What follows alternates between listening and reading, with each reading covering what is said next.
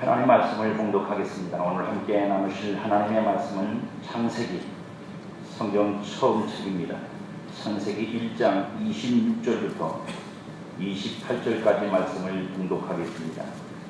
구약 성경 2면, 제 성경으로는 2면입니다. 창세기 1장 26절부터 28절까지입니다. 말씀을 대독합니다.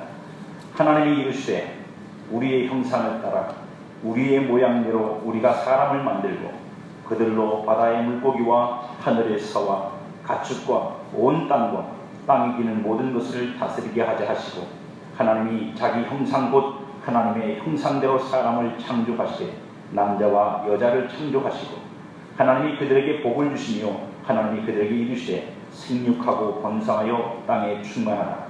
땅을 정복하라. 바다의 물고기와 하늘의 새와 땅에 움직이는 모든 생물을 다스리라 하십니다. 아멘. 우리는 보통 의식이라는 말을 많이 씁니다. 의식이 뭘까요? 많이 쓰긴 하는데 정확하게 또 국어적 의미를 물어보면 대답하기가 좀 애매하죠. 의식이란 깨어있는 상태에서, 또 어려운 말이 깨어있다는 게 또 뭔가 깨어있는 상태에서 자기 자신이나 사물에 대하여 인식하는 작용을 의식이라고 합니다. 국어사전적 의미가. 그렇기 때문에 의식이 잠들어버린 사람은 인식 능력이 떨어지죠. 당연히 인식 능력이 떨어지면 어떤 결과가 나오냐면 정확하게 알 수 없고 정확하게 알지 못한 상태에서 그냥 행동을 하거나 먹거나 살거나 하는 거예요. 그러니까 깜깜한 데서 뭔지 모르고 먹는 거하고 똑같은 거예요. 음식을 막 먹는데 무슨 맛인지 모르고 집어넣어서 배를 채우는 거하고 비슷한 거예요. 그래서 결국 그런 상태로 우리가 산다면 그 사람 그런 삶의 그 모습은 뭐냐면 삶의 새로움에 대한 도전이 아니라 인생이 그냥 익숙한 습관의 반복에 불과합니다. 익숙한 삶을 반복적으로 하는 거예요. 아침에 일어나야 되니까 일어나고, 밥 먹어야 되니까 밥 먹고, 일해야 되니까 일하고, 또 자야 되니까 자고. 대부분 우리가 그렇게 살죠. 그렇게 안 사시는 분은 별로 많지 않습니다. 그러나 그건 안타까운 일입니다. 그게 정상적인 건 아니라 길들여진 짐승처럼 울타리 안에 갇혀서 주는 사료나 먹으며 배부름을 의안 삼고 그것을 행복이라고 여기며 사는 정도, 우리가 인생을 그렇게 살아갈 가능성이 높습니다.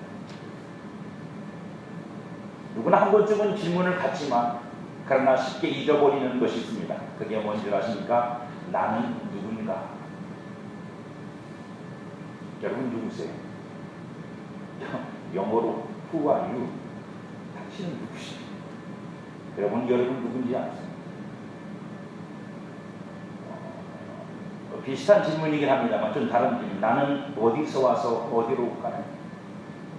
인생이 뭐냐는 질문이지. 나는 무엇을 위해서 인생을 사는가?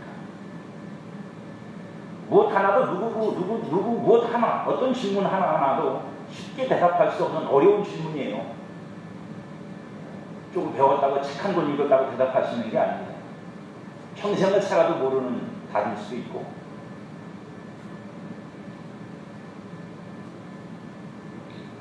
만약 우리가 이 질문에 답을 찾지 못한다면 우리는 어쩌면 이런 인생을 살 겁니다.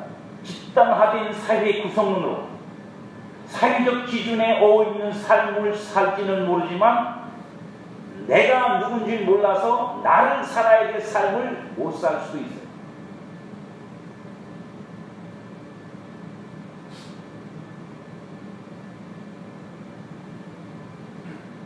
저도부터 철학적인 얘기를 해서 죄송합니다. 철학적인 얘기는 안 하는데 현실적인 얘기.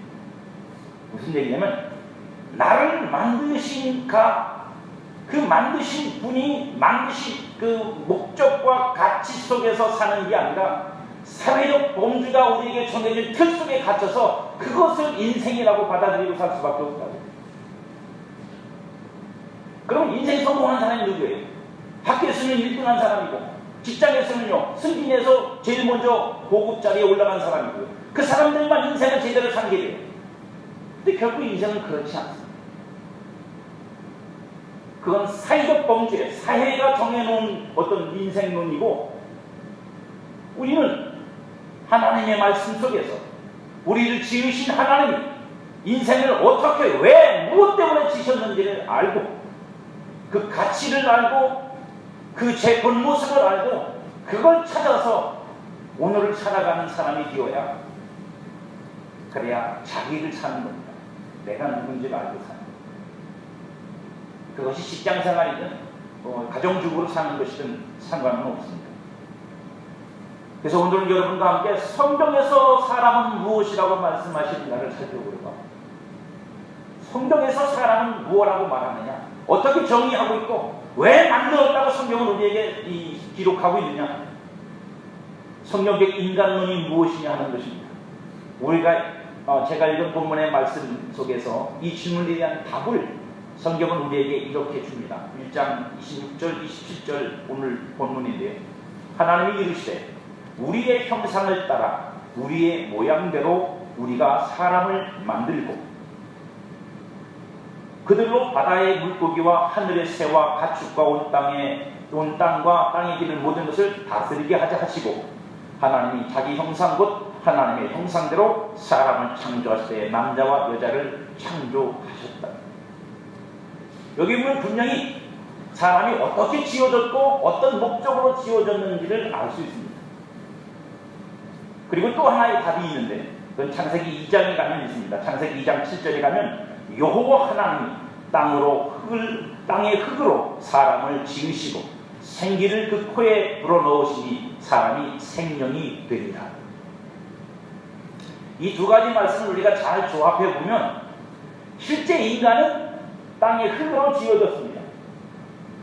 땅의 흙으로 그 모양을 만들었고 그 코에 하나님이 생기를 불어넣으셔서 살아있는 존재, 살아있는 혼, 살아있는 어떤 생명, 그런 의미로 생명이라고 불렀습니다. 살아있는 존재가 되었다는 뜻입니다. 그리고 그것을 하나님의 형상대로 지어졌다고, 창조되었다고 말씀하십니다. 그래서 고민이 생깁니다. 무슨 고민이 생기냐면, 그러면 하나님의 형상이라는 것은 도대체 어떤 거냐? 뭘 보고 하나님의 형상이라고 말하는 거냐? 전부 다 하나님의 형상이라고 말하는 거냐? 아니면 생김새. 우리가 생김새가 있잖아요. 생김새, 육신으로 흙으로 지어진 이 모양, 생김새를 보고 하나님의 형상이라고 그러는 거냐? 아니면은 코에 불어넣으신 생기를 보고 하나님의 형상이라고 그러는 거냐? 이것 때문에 수십 년, 아니 수백 년이죠. 수백 년을 신학자들이 끊임없이 논쟁을 벌이고 아직도 벌이고 있고요. 어떤 것이 하나님의 형상이라고 말하는 건지 사실 우리가 이 본문만 가지고는 정확하게 알 수가 없습니다.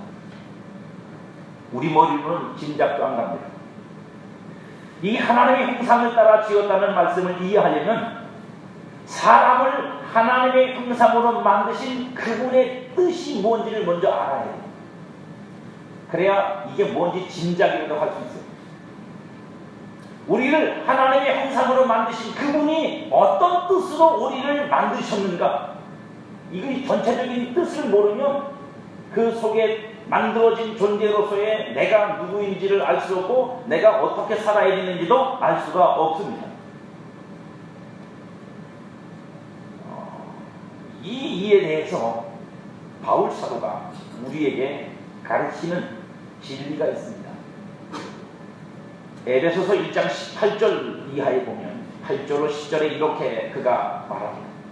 이는 그가 모든 지혜와 총명을 우리에게 넘치게 하사.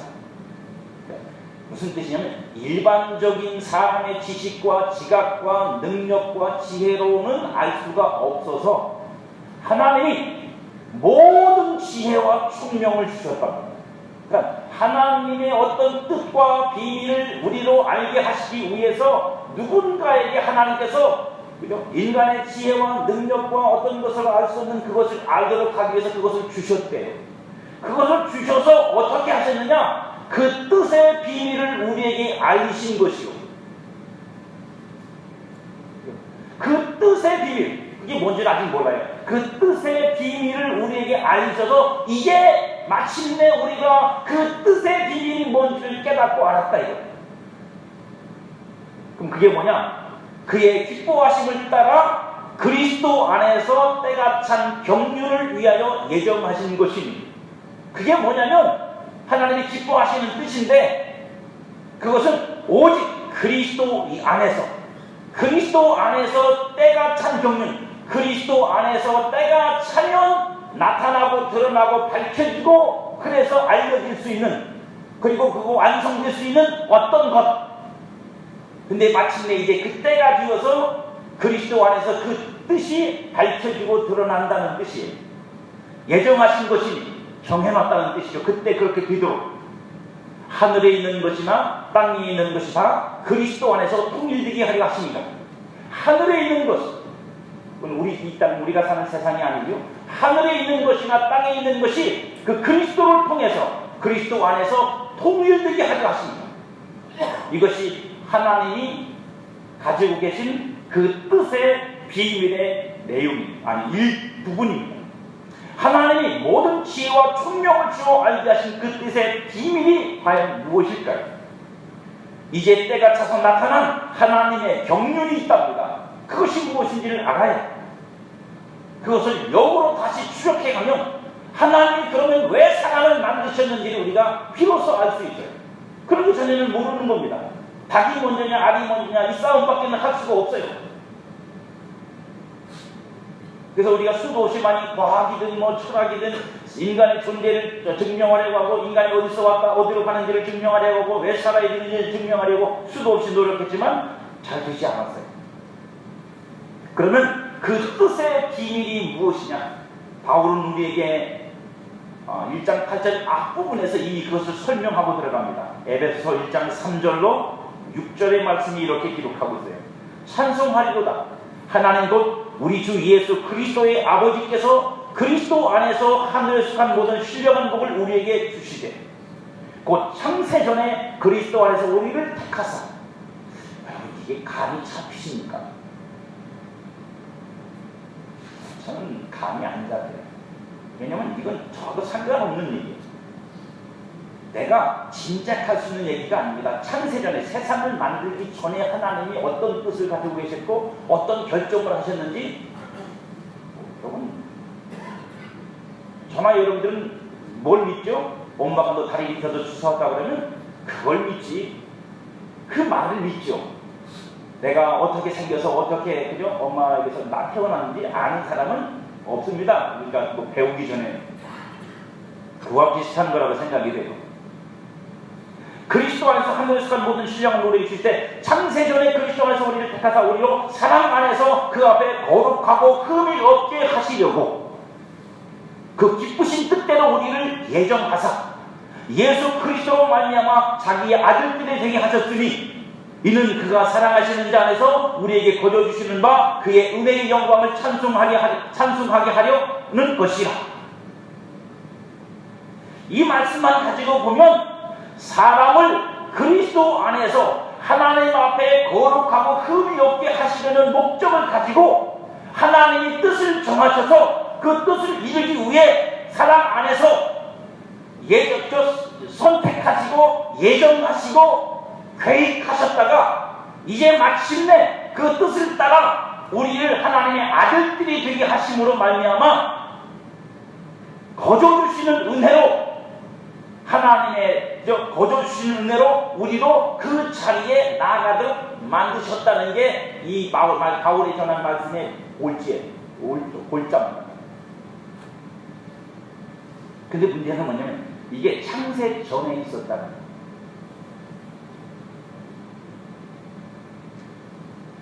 그러니까 창세전이라는 말이 기죽지 마세요.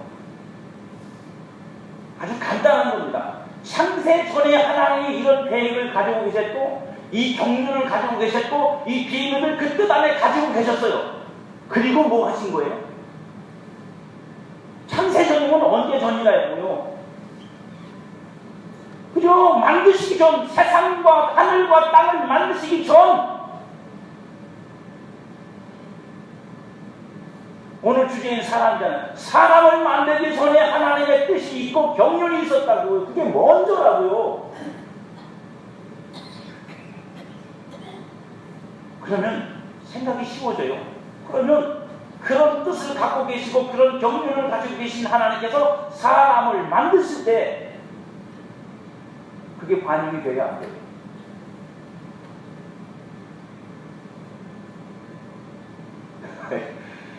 어렵습니다. 그게 반영이 돼야 안 돼요. 당연히 반영이 되죠. 뜻은 이것인데 만드시는 실제는 멍뚱하게 만들어 놔가지고 이렇게 할 수는 없잖아요. 뜻이 정해졌고 세상을 만드시고 사람을 만드시는 일에 뜻이 정해졌고 왜 사람을 만들 건지 이 사람들을 만들어서 하나님의 어떤 목적으로 그들을 이끌어갈 것인가 뜻이 정해지고 경륜이 정해졌는데 진짜 사람을 만들 때 딴 생각으로 만들었다 이런 건 아니잖아요. 그 뜻과 그 경륜에 맞춰서 만드신 거죠. 이건 쉬워지고 이건 어려운 거 아닙니다. 이건 국어 저처럼 60점만 해도 얼마든지 생각할 수 있는 거예요. 단지 그 뜻이 감추어져 있다. 나타나 인간들에게 그것이 충분히 이해할 만큼 보여지지 않다가 그 때가 찬 경륜에 따라서 그것이 마침내 나타나고 드러날 때가 되어 그것이 밝혀졌다. 아까 말씀드린 대로 무엇으로? 우리 실력으로 우리 능력으로는 그걸 알 수도 없어서 하나님이 모든 지혜와 모든 총명을 우리에게 주사 마침내 그것이 무엇인지를 알게 해줘서 이제야 밝혀진다 라고 바울이 말하는 겁니다.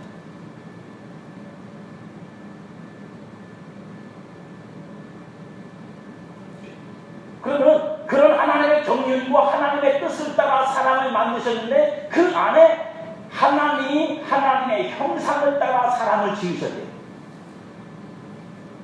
그러면 그 하나님의 형상이라는 것도 뭐 안에 있는 거예요? 예, 하나님이 창세전에 우리를 선택하시고 창세전에 우리를 예정하시고 우리를 위해서 뜻을 정하시고 계획하신 그 경륜 안에 이 형상이라는 내용도 들어가 있는 거예요. 안 들어가 있으면 큰일 납니다. 들어가 있어야 돼요. 거기에 맞춰져 있어야 돼. 거기를 향하여 나가고 있는 것이어야 돼. 거기서 벗어난 것이면 안 돼요. 근데 그러면 이 하나님의 형상의 본질이 뭐냐를 알아야죠. 하나님의 형상, 하나님이 창세전에 뜻을 정하시고 경륜을 가지고 계획하시던 하나님의 형상의 본질이 뭔지를 알아야죠. 그 본질도 감추어져 있다가 마침내 나타난 것인데 성경은 그 본질을 뭐라고 말하냐면 고린도후서 4장 4절에 보면 그 중에 이 세상의 신이 믿지 아니하는 자들의 마음을 혼미하게 하여 그리스도의 영광의 복음을 광채가 비치지 못하게 함이니 그리스도는 하나님의 형상이니라. 하나님의 형상의 본질이 누구시라고요? 크게 한번 해주세요. 속 터지겠네. 누구요? 그리스도시라고. 그리스도가 하나님의 형상의 본질이에요. 할렐루야. 또 똑같은 말씀이에요. 고린도서 1장 15절이면 그는 보이지 아니하는 하나님의 형상이시요 믿은 모든 피조물보다 먼저 나신 이니라고 되어 있어요. 그리고 또 하나 바울은 하나님의 또 다른 경륜을 우리에게 설명해 줍니다. 그게 뭐냐면 로마서 8장 28절 이하에 있는 말씀입니다. 자막을 보시죠. 우리가 알거니와 하나님을 사랑하는 자 곧 그 뜻대로 부르심을 입은 자들에게는 모든 것이 협력하여 선을 이루느니라. 하나님이 미리 아신 자들을, 여기서 미리 아신 자들은 누구죠? 예, 창세 전에 하나님이 선택하신 그리고 예정하신 그들을 말합니다. 미리 아신 자들 또한 그 아들의 형상을 본받게 하기 위하여 미리 정하셨으니. 여기도 뭐라고 되셨어요? 미리 정했대요. 언제 정했다고요? 미리. 그 미리가 무엇을 의미하는 거예요? 창세 전에. 창세 전에 정했는데 어떻게 정했다고요? 아들의 형상을 본받게 하기 위하여 정했대요.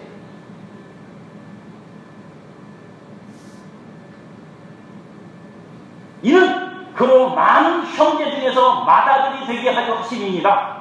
또 미리 정하신 그들을 또한 부르시고 부르신 그들을 또한 의롭다 하시고 의롭다 하신 그들을 또한 영화롭게 하셨느니라. 들어도 헷갈리시죠? 간단하죠? 그러니까 하나님의 형상의 본질은 그리스도예요. 그는 곧 하나님의 아들이시고 예수 그리스도이십니다. 하나님의 뜻은 그 아들의 형상을 본받는 거예요. 요거는 기억하세요. 뭘 본받는 거라고요? 아들의 형상을 본받는 거라고요. 다시 말하면 그리스도의 모양이 되는 거예요. 그런데 아담을 만드실 때, 사람을 만드실 때 하나님의 형상으로 만드셨대. 그 형상을 따라 모양으로 사람을 만드셨답니다. 그러면 그 형상과 모양이라는 것에 반영된 게 뭐겠어요? 그리스도죠. 제가 논리적이지 않나? 여러분 눈빛에 설득된 눈빛이 아니에요. 그렇잖아요. 그리스도가 하나님의 형상의 본질이라면 아담을 만드실 때 그것이 창세전에 정해졌고 창세전에 하나님께서 미리 계획하신 일이고 그래서 아담을 만드실 때 그것이 반영이 됐다면 아담은 그리스도의 형상을 따라서 만들어졌다는 것이 맞습니다. 근데 문제는 뭐냐면 그게 어느 정도냐의 문제예요.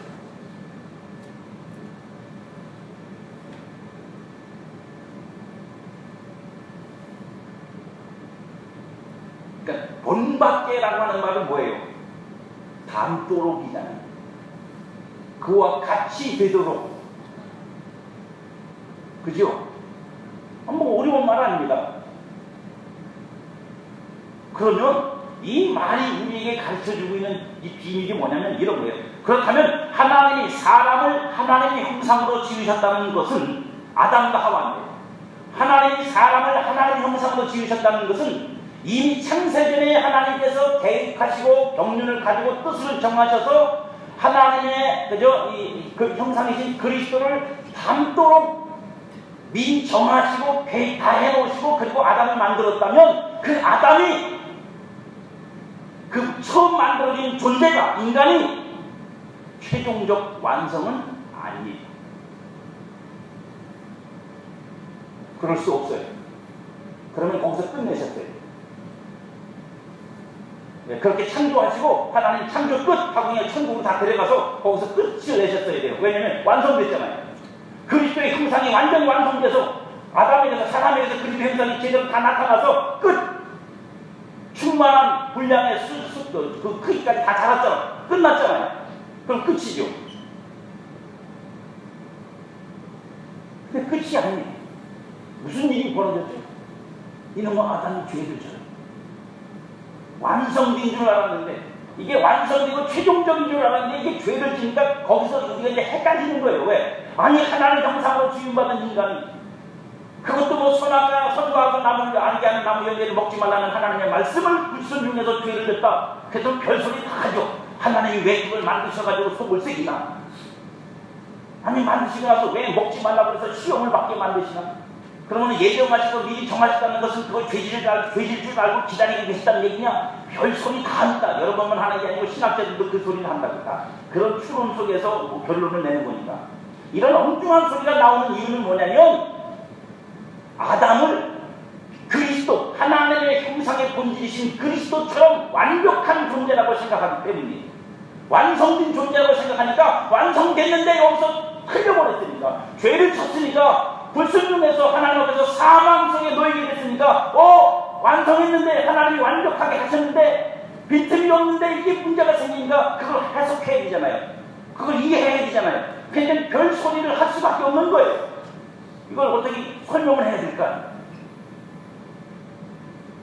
설명을 해야 될 거 아니냐고 여러분. 하나님이 지으신 인간이 타락을 해버렸으니 완벽하게. 그래서 우리가 꺼내는 말이 뭐예요? 신락은 잃어버린 낙원을 다시 뭐하자? 돌이켜 찾자. 아담으로 돌아가자. 아담으로 돌아가지 마세요. 저는 분명히 말씀드립니다. 여러분 아담으로 돌아가면 안 돼요. 여러분들은 그리스도를 향해서 가야 되고 여러분들은 에덴 동산을 회복할 게 아니라 신랑을 찾을 게 아니라 천국을 향해 가셔야지. 거기 가지 마세요. 거기 가면 제가 가시덤불로 막을 거예요. 꼭쟁이를 쳐서라도. 그건 아담을, 에덴 동산을 완벽한 동산, 완벽한 존재로 인식하는 사람들이 주장하는 얘기. 완벽하면 실패하지 말아야죠. 죄 짓지 말아야죠. 그런 얘기가 아니라는 얘기예요. 하나님의 형상으로 지었다는 것이 하나님의 형상으로 지어져 완벽하게 완성되었다는 말이 아니라는 뜻이랍니다. 시작하셨다는 것이. 뭐 하기 위해서? 아들의 형상을 본받게 하기 위해서 그 형상으로 만들어 지으셔서 시작하셨다고요.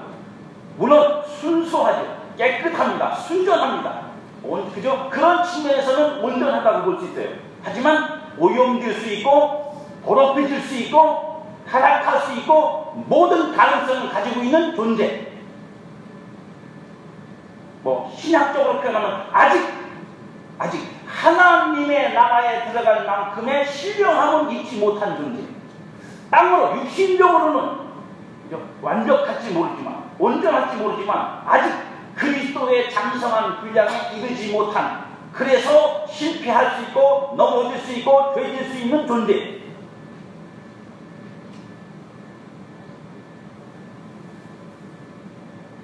그래서 아담이 하나님의 계명에 순종하지 못하여 죄가 들어오고 오히려 온전함으로 나아가야 할 형상의 자리가 더 멀어지게 되고 더욱 부패하게 된 것은 사람을 하나님의 형상으로 지으신 섭리가 실패한 게 아니고 절대로 아니에요. 그게 하나님의 뜻이 거기서 막혀가지고 하나님이 부득불 어쩔 수 없어서 예수 그리스도를 준비해야 되는 이런 일이 아니라고. 여러분, 예수 그리스도는 창세 전부터 미리 준비되었고 미리 정하셨고 예정하셨다니까. 왜요? 그 모양대로 그 형상대로 우리가 본받게 하기 위해서 이미 정하셨다니까요. 근데 그 본받는 일에 아담은 실패한 거예요. 본받아 나아가 그가 하나님이 뜻하시는 온전한 자리로 가야 되는데 거기에 실패한 거지, 하나님이 완벽하게 지원하는데 실패했다 이렇게 이해하시면 큰일 납니다.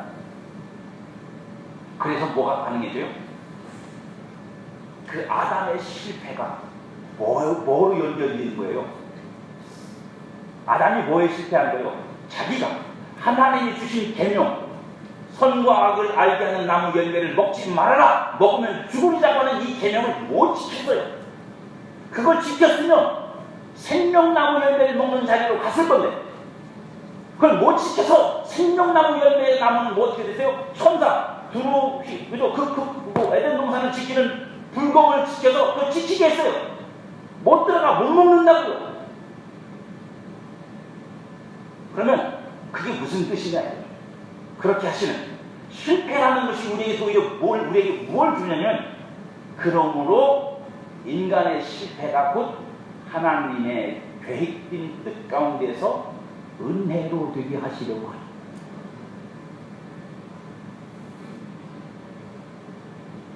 그래서 창세기는, 성경은 그 이후로 하나님의 은혜를 끊임없이 말씀하십니다.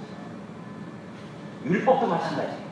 율법으로 또 안 되는 걸 증명하시고 나타내시고, 그리고 결국은 때가 찬 경륜을 쫓아 예수 그리스도의 은혜로 말미암아, 그 은혜로 말미암아 되어지는 것.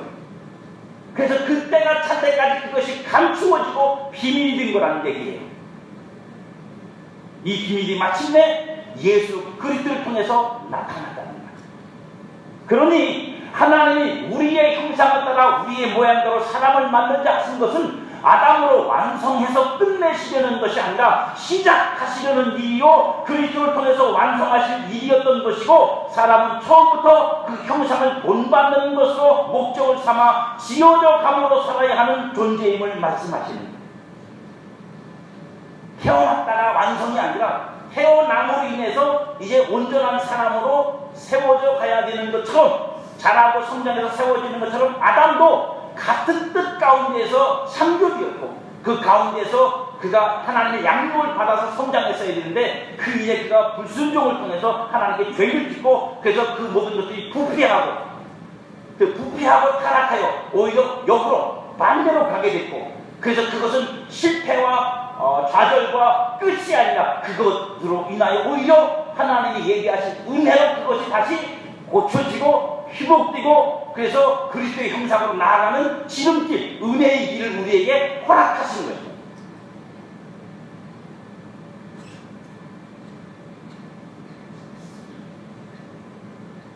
내가 누군지가 확실치 않을 때가 있어요. 그죠? 여러분. 잘 나갈 때 정신없이 바쁘지 않아요. 근데 잘 나가는 것이 어느 순간 탁 막히고, 안 되면 그런 신경질 나다가도 그런 생각이 들잖아요. 도대체 인생이 뭐냐? 도대체 인생이 뭐지? 왜 이러지? 노력이 부족한가? 내가 애를 안 써서 그런가? 이게 내 한계인가? 인생이 무엇을 위해 살아야 하는 것인지 답을 찾을 수가 없을 때가 있어요. 애들 말 잘 듣고 공부 잘하고 할 때는 뭐 아주 마치 인생을 내가 날아가듯이 막 하다가 뭐 하나가 탁 걸려서 저만큼 간 줄 알았는데 다시 그네 타듯이 그게 다시 또 핑 하고 거꾸로 돌아오면 인생이 뭔가 하세요.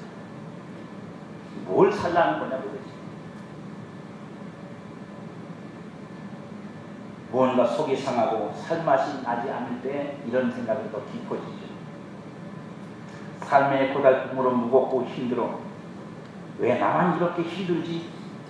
그럴 때 또 다른 사람 보면 다른 사람들은 또 희망낙 잘 사는 것 같아요. 다른 사람은 편하게 사는 것 같고 행복한 것 같고 짜증나. 왜 나만 이 좋은 날에 이 화창한 날에 왜 눈만 보면 나는 왜 우리 성도들 자빠질까 걱정을 해. 그냥 남들처럼 개띠시 뛰면서 눈 온다고 좋아해야 되는데. 저는 25년째 그 생각을 갖고 살아요. 눈 와도 즐겁지가 않아. 또 자빠지면 어떻게 하나.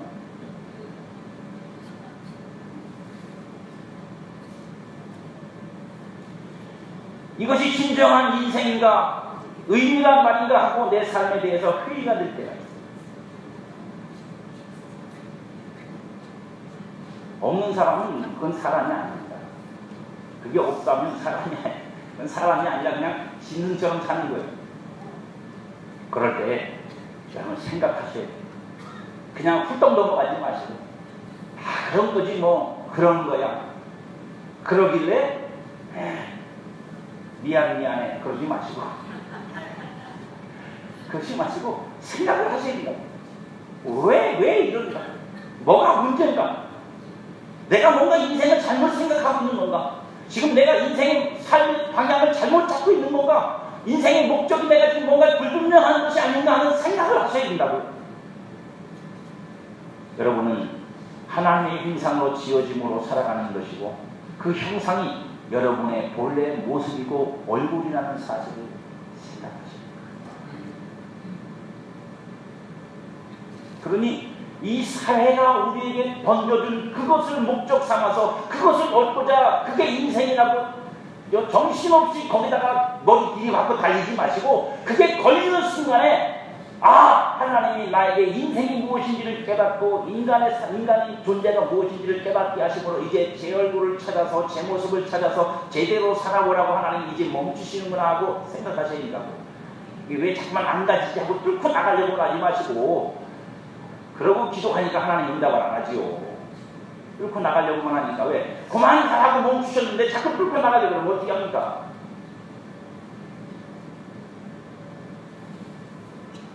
아직 그것이 온전히 내게 나타나지 못하고 내 안에 깨달음이 되지는 못했을지 모르지만 그래서 내 자신에게도 때로는 실망스럽지만 그래도 가장 확실한 것은 뭐냐?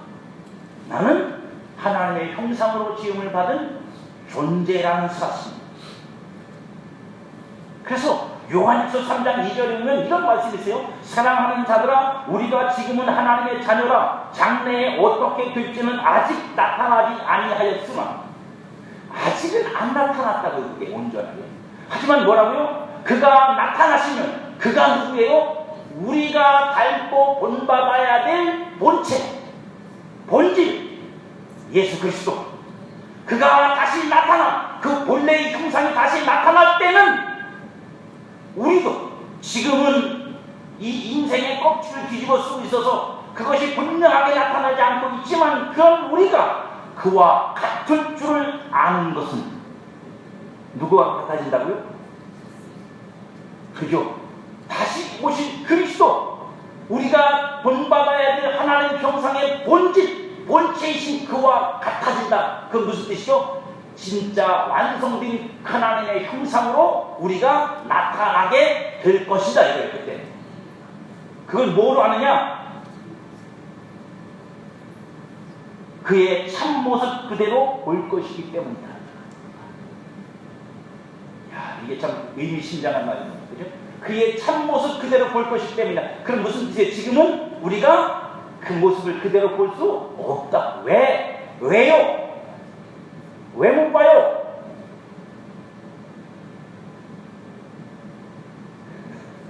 왜 못 봐요? 볼 수 있는 눈이 아직 없어. 그러니까 조금 새끼이긴 하지만 영의 세계는 열린 만큼 보는 거지 그 본 게 전부가 아니야. 그거 갖고 전부라고 떠벌리는 사람들 다 가짜야. 온전히 우리가 하늘의 신령한 존재로 변화되면 그게 완벽하게 보일 것이고 온전하게 보일 것이고 어른이 보듯이 볼 것이고, 그러나 지금은 우리가 그럴 수 없기 때문에 보여줘도 못 봐.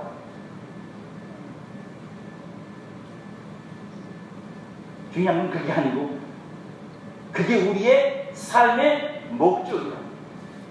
저와 여러분들의 인생을 사는 목적이고 하나님이 우리를 구원하시기 위해 천국으로 데려가지 않고 여기에 남겨두신 하나님의 뜻이요. 안타까운 것은 그 과정 속에서 우리는 오늘을 살고 있고 그 삶에서 우리가 겪는 일들이 해피하거나 즐겁거나 신나는 일들이면 다행인데 그게 아니라는 데 있습니다. 그럼 뭐죠? 고난입니다. 하나님 겨우 불러놓고 고난입니까? 불러놨으면 해피하게 만드셔야죠. 그럼 여러분들에게 여쭤볼게요. 이스라엘 백성들이 애굽을 나와 홍해를 건너 광야에 들어섰을 때 그들이 뭐라 그랬죠? 똑같은 소리를 했습니다. 뭐라고? 하나님, 우리를 애굽에서 종되었던 우리를 풀려내고 홍해를 건너서 넘어오게 하더니 여기는 해피가 아니네요. 여기는 뭐예요? 뜨거운 태양 밑에서 장렬한 태양을 밑에서 고기도 못 먹고 우추도 못 먹고 정적은 떨어져서 사막에서 자신 날리기도 없는데 정적이 뭔 소용이 있는지 모르겠습니다. 어쨌든 부족한 것 뿐이다. 투정부입니다. 원망하고 불평합니다. 근데 하나님은 뭐라고 말씀하세요? 내가 너희를 고난 속에 던져놓고 이 환난, 이 고난을 당하게 만들고 이 40년 광야에 지나오게 한 것은 무엇 때문이다? 너희로 사람이 떡으로만 살 것이 아니요 여호와의 말씀으로 말미암아 사는 것임을 알게 하려 하십니다. 인생이 성도가 주 하나님께 받은 삶이 왜 고난이냐면, 왜 구원해 놓고 힘들고 어려운 길을 우리를 몰고 가세요? 축복해 주시고 잘 뜨게 해주시고 형통하게 해주시고 그래서 막 성공해 주셔야지. 그게 아닌 이유는 영광 때문입니다. 하나님의 아들의 형상, 하나님의 형상의 영광을 우리에게 입히시기 위해서 그 영광으로 우리가 기업을 얻어 그 영광이 우리의 영광이 되도록 하시기 위한 하나님의, 그래서 바울은 말하기를 생각컨대 현재의 고난은 장차 우리에게 나타날 영광과 비교할 수 없도다. 이것이 진정한 하나님의 형상으로 지음을 받은 사람의 고난입니다. 무슨 고난이냐? 존재 양태의 변화를 위한 변태의 고난. 말이 좀 이상하다. 내가 이제 육신을 입고 사는 인간으로 보이는 이 모습이 뭘로 바뀔 거예요? 하늘의 신령한 존재로 바뀔 거예요. 그리스도의 형상으로 바뀔 거예요. 하나님의 온전한 본체로, 형상의 본질로 내가 바뀔 거예요. 그 바뀌기 위한 그 과정을 우리가 뭐라 그래요? 생물학적 표현으로 그걸 변태라 그러는 거예요. 지저분한 변태가 아니고 변해 가고 있단 말이에요. 그 안에 지금 우리는 그 변해가는 과정이 뭐라고요? 고난이라고.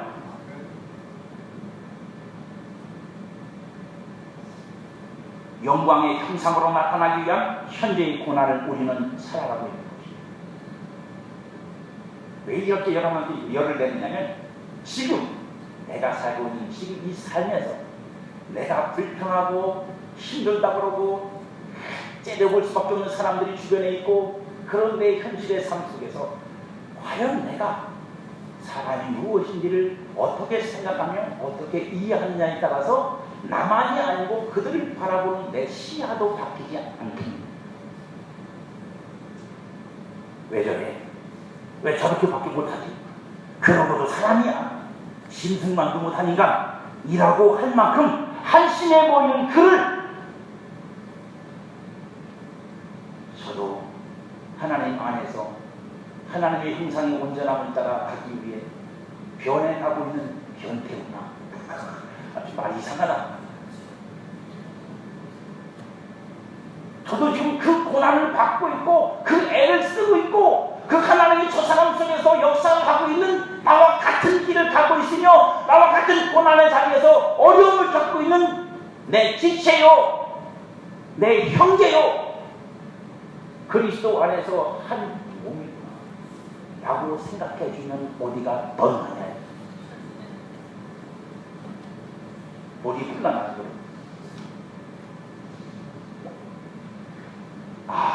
당신도 그 고난을 지금 겪으며 그 길을 가고 있구나. 그래, 당신이나 나나 그 길을 가고 있으니 좀 봐주자. 그런 생각할 수 있잖아요. 왜요? 내가 먼저 그 길을 갔으면 그걸 알 것이고, 아직 나는 그보다 미치지 못했으면 나도 저 길을 가겠구나 싶을 거고, 다르지 않다는 거죠. 만일 우리가 이런 관점으로 볼 수 있는 눈과 마음의 믿음을 얻는다면 세상에 달라 보이지 않겠어요? 달라 보이지 않겠어요, 여러분? 안 달라 보이면 이상하죠. 늘상 불만으로 보이던 그 자식, 그 마누라, 그 남편, 그 부모, 그 작은 이웃들이 세상 뭐예요? 동무지, 동무. 무슨 동무요? 같은 길을, 같은 방향으로, 같은 목적을 향해 가고 있는 동무예요. 정우라고 여러분. 그가 넘어지면 내가 그의 심남을 대신 짊어지고 그의 소총을 들고 가자 우리, 그리고 떼야 될 전우지, 그걸 짓밟고 넘어갈 존재가 아니라고. 정지하고 비난하고 그러고 나서 아이고 저런 인간은 교회 안 오는 게 좋아 그러고 갈 인간이 아니라고 여러분. 아파하고 기다려주고,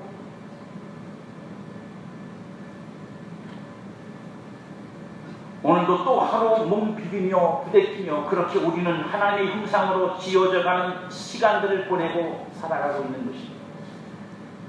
나를 그 길로 부르신 이의 부름의 소망을 따라 소망 가운데 오늘의 고난을 이기고 영광으로 나아가시는 여러분 되시기를 주님의 이름으로 축복합니다.